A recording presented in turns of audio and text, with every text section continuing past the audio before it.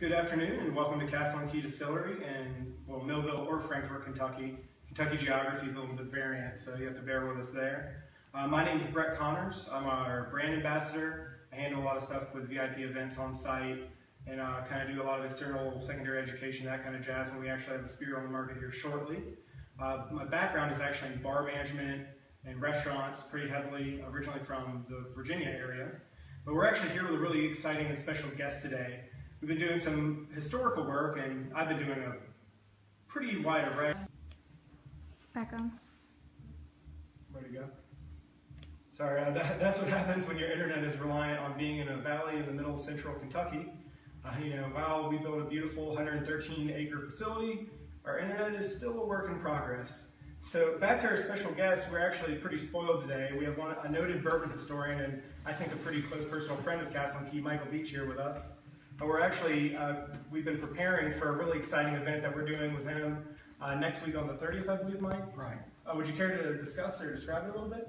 It's Beyond the Bourbon, the life and times of E.H. Taylor Jr.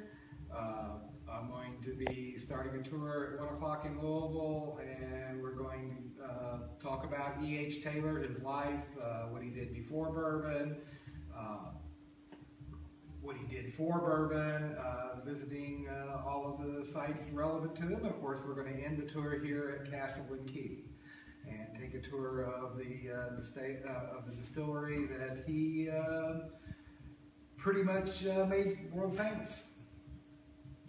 I know that definitely sounds like a pretty great time. I know there'll be probably a little bit of imbibing, discussion, history.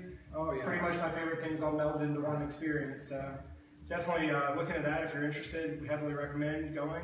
And we'll even have some cocktails here and stuff for people. So not something to pass on for sure. Yeah, I'm excited about your cocktail selection. I think that's going to be a fun.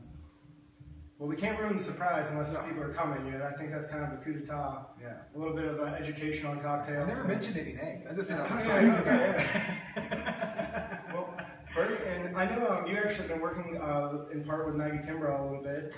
Right. And she actually recently wrote a really beautiful piece on us describing E.H. Taylor, or currently E.H. Taylor Jr.'s dedication and the way he advanced really tourism, not only for the state of Kentucky, but also nationally on a scale when it was specifically in relation to distillation and kind of the industry as a whole.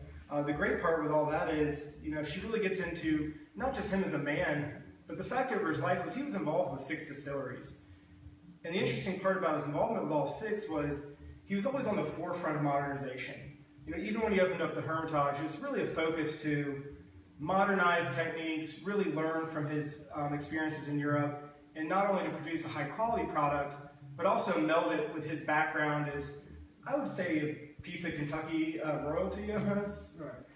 Well, in my opinion, currently E.H. Taylor helped lead what I like to call the marketing revolution of the 1870s and 80s, where you really start seeing modern marketing methods and things happening.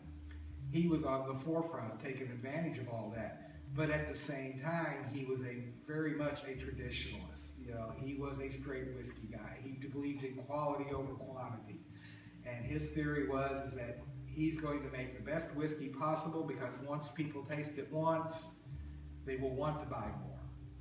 And that was his philosophy. He did not think that he should make money by making a lot of whiskey cheap. He wanted to make a quality product and then charge people what he thought was a fair price for it. I think in a way that's almost an extension of who he was as a person. Being raised the way he was by his uncle and also his great uncle Zachary Taylor. Some early documents I found even point to him owning 100 suits. And one of the titles he was most proud of was being the best dressed man in all of Kentucky. Right. So I think in a way, like the way he presented himself and the way he presented his products was very uniform in the result of him expecting quality, even for himself, from a personal expectation. Right.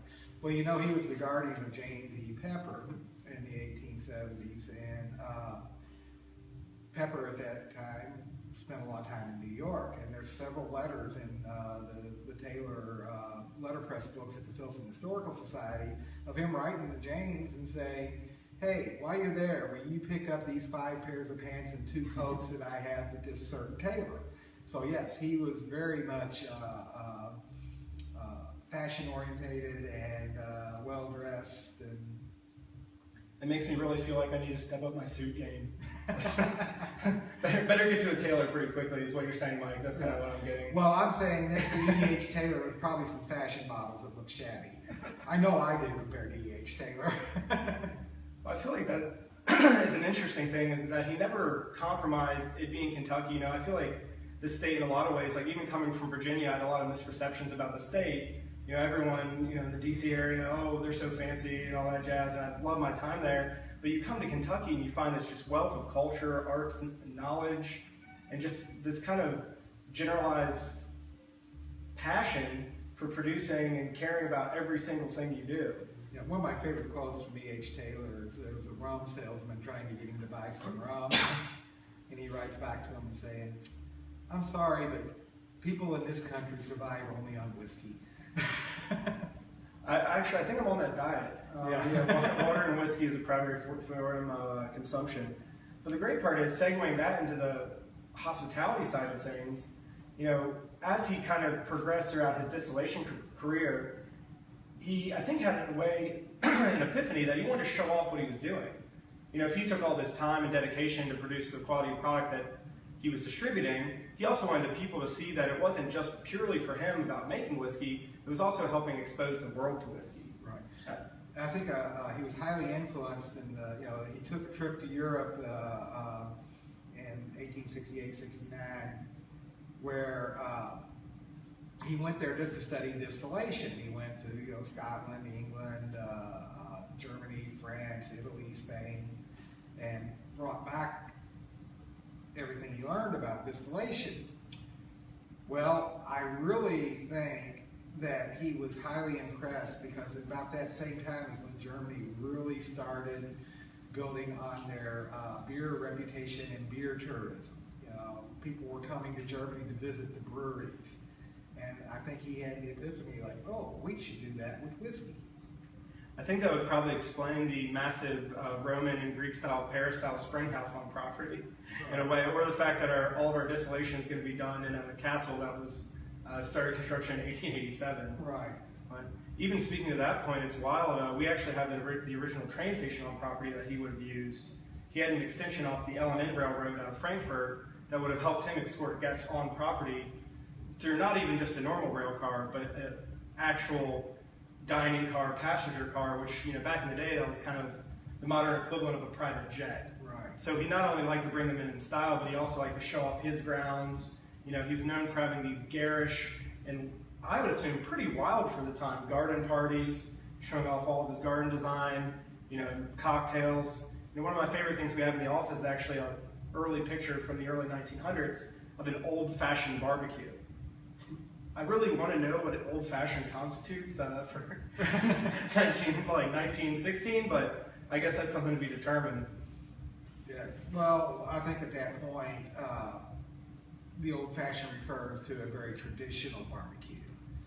You know, Kentucky's always had a tradition of, you know, when people get together for events, you know, political rallies, church meets, whatever, they would have a huge barbecue and, you know, make burgoo and barbecue meat and everything. You know, in 1895, there was a huge barbecue in Louisville for the Grand Army of the Republic's encampment. You know, they talk about how many different beefs were killed and how many different hogs were killed, and how many lambs and sheep were killed just to go into this barbecue. So I think that's the type of event that he would hold here, is to get this, you know, old-fashioned political or, you know, celebrating type barbecue. You know, 4th of July would be another big time when they would have these barbecues, and he would have something like to meet those standards. You know, like I said, he was proud of Kentucky, and you know, that's one of the traditions, and he was more than happy to do it. I think we're definitely willing to continue the kind of groundwork that he established with all of that. And I think that's a great reason to throw a big party as well, which is kind of nice. You know, the great part about everything that he established here is we're not really trying to mimic it in a lot of ways. We're really trying to build off of it and develop our own heritage, which I think is really nice in our hospitality perspective, really kind of trying to get back to those roots. I do need to get better suits, which is a whole side note. But getting back to that heritage of really taking care of people, extending to them what Kentucky really is, Well, not only increasing you the need quality to get product. top hat. I think we all need top hats. Yeah. Yeah, so if anyone knows a good top hat tailor, let us know. Get us posted. But Yeah, I'd like to have one. well, it's been an absolute pleasure. Thank you again for joining us, Michael. Thank you for having me. We'll get you a little bit of bourbon, I think, to justify the visit, but Oh, definitely I take think we care. already have some. Well, thank you all. Hopefully this will be a kind of a continuation of the series. Bring in fun guests, give me a little break from putting my nose to the grind doing research. Chance to kind of stretch out our laurels as well, but it's been a pleasure. Thank you again. Well, if you ever want me back, I'll be happy to come.